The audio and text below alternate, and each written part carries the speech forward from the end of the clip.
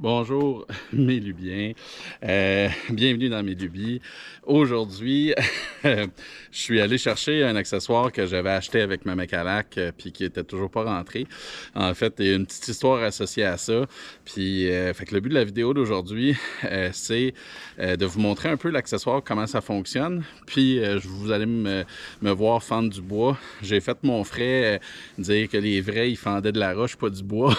Mais j'ai beaucoup de bois à fendre. Donc, ça va être l'objectif aujourd'hui. Superbe journée d'hiver. On est le 27 février 2024. On profite, il fait doux, là, il fait, je pense, 5 ou 6, même peut-être près 8 ou 9. Donc, super bien dehors. On en profite pour travailler. Fait que le nouvel accessoire, c'est ceci, des fourches à palettes. Mais vous commencez à me connaître. Pourquoi faire simple quand on peut faire compliqué? Ça devrait être mon surnom.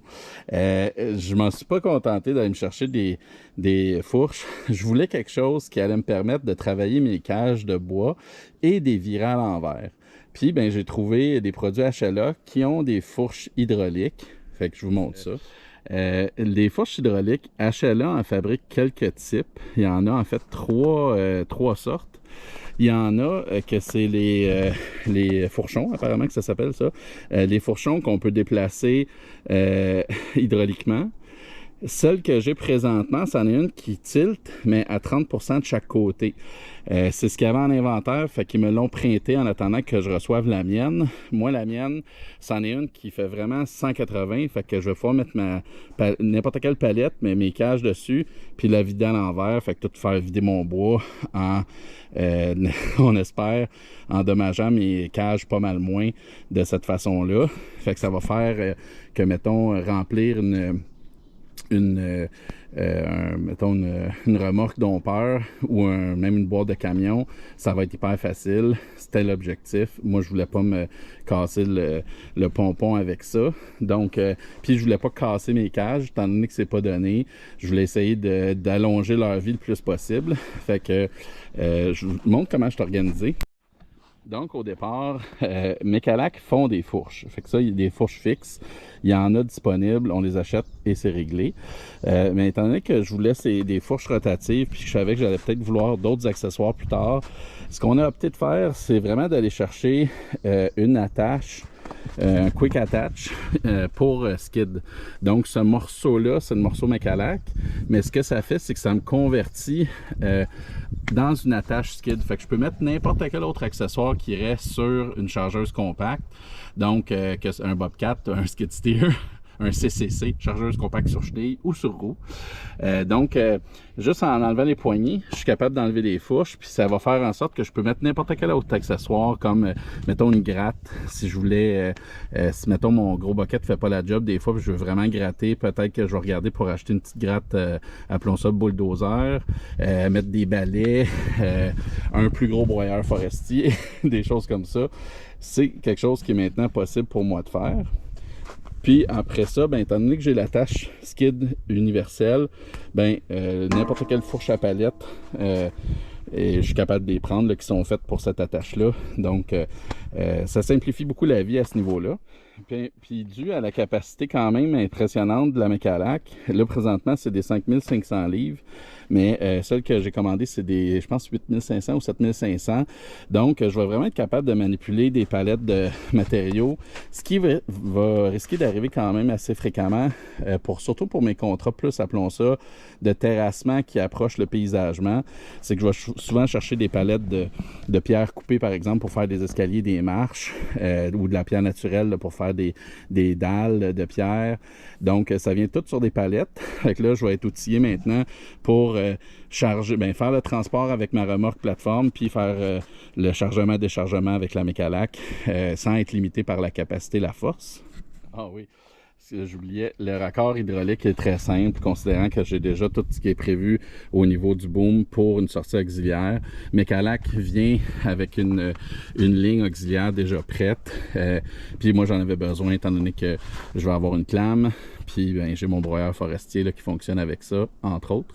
Donc, c'était très facile pour ce bout-là de la chose. Mais si vous regardez, pour avoir des fourches rotatives, il faut juste vous assurer que vous avez une sortie hydraulique à l'avant. Puis, ben, ce que ça veut dire pour aujourd'hui, c'est que, étant donné que les fourches sont rotatives, je vais être capable de venir chercher ces cages-là qui sont toutes en angle. Je pourrais les tasser, les pousser, mais je veux pas trop les endommager.